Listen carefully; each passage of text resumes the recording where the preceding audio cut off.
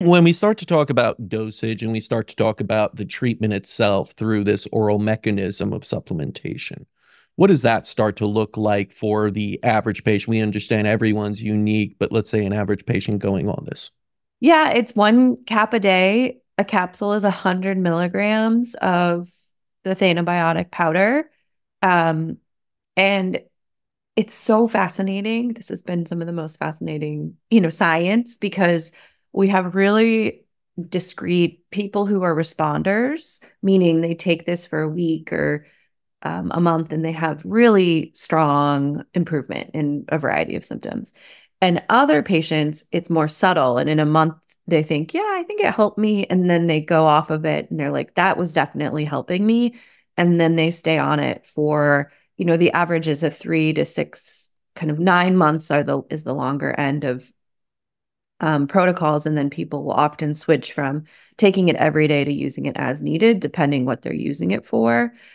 Other patients use more than 1 cap a day. We feel really confident in the safety, but it's a low and slow shift in the ecosystem. And so you don't need what we traditionally think of as fecal transplant, where like a big bolus resets and recedes.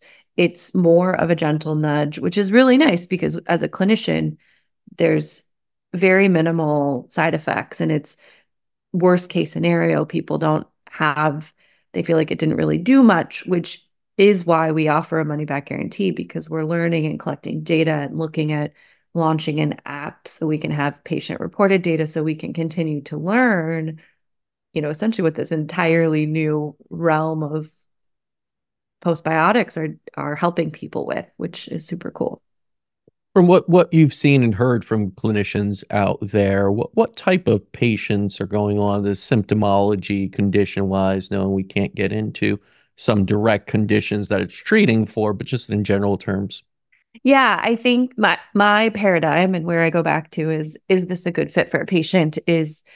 Do did they have some sort of perturbation or stressor or trigger to mess up their gut microbiome? Do they have constipation or diarrhea or dysbiosis or things that would reflect that this chemistry and weather got out of whack?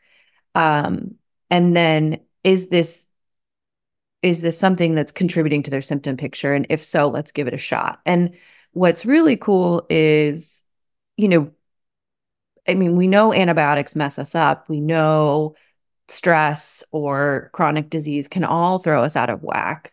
And then this is just a tool to kind of get you back on track. Even traveling, I use it and travel with it as I go abroad. It's super, super, super helpful if I run into the wrong, takeout or whatever. Sure.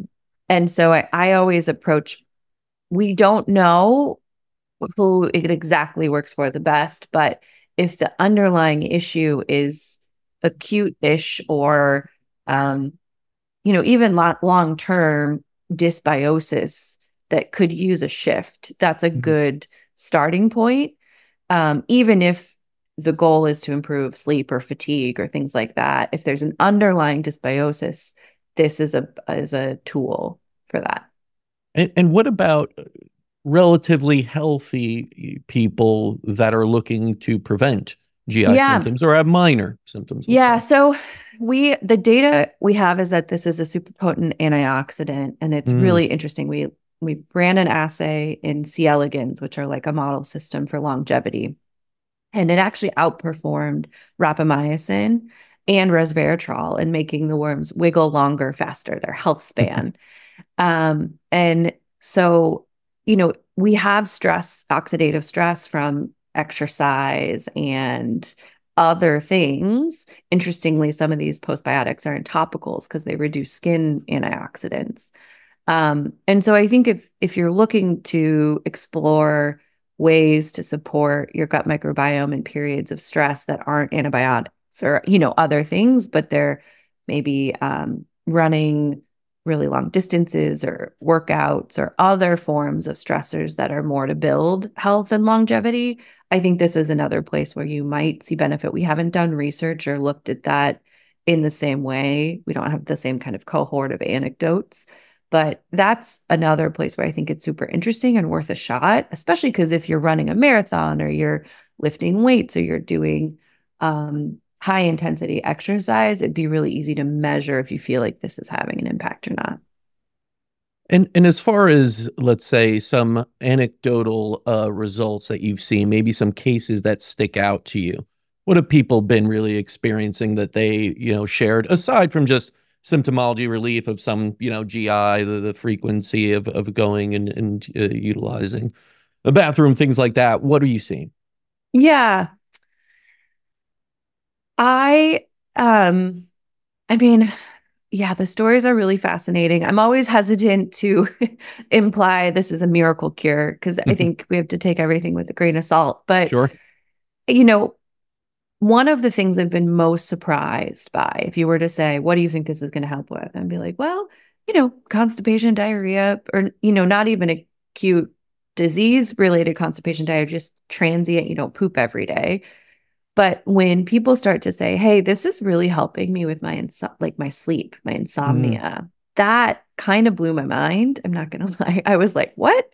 And I kept hearing more people report that. I mean, I always take things with what is placebo, what is not. We haven't run any placebo-controlled RCTs, and gut health is tricky, but our patients in the functional medicine space and these docs are pretty discerning. And so for somebody to say, this really moved the needle for me on my fatigue and insomnia and brain fog after years of having issues with that is some of the most exciting things that I want to explore what the mechanism is, because we know the gut is impacting the brain and the immune system, but it still kind of is perplexing and wild that in 2 days or 3 days, somebody who's been struggling for years with pretty severe, you know, issues with brain fog and fatigue can feel like this has moved the needle, and then they're pooping every day and it's well formed Mm. and they're stoked. It's wild how all these things are so interconnected and things you never thought could see the improvement from where you're focusing on, let's say, the GI, show up in so many different places. And again, it just shows how well the body works together, that if you improve one area, so many others can improve as well. I can imagine sleep, I can imagine brain fog, all these things. The gut is your second brain, and so much starts there.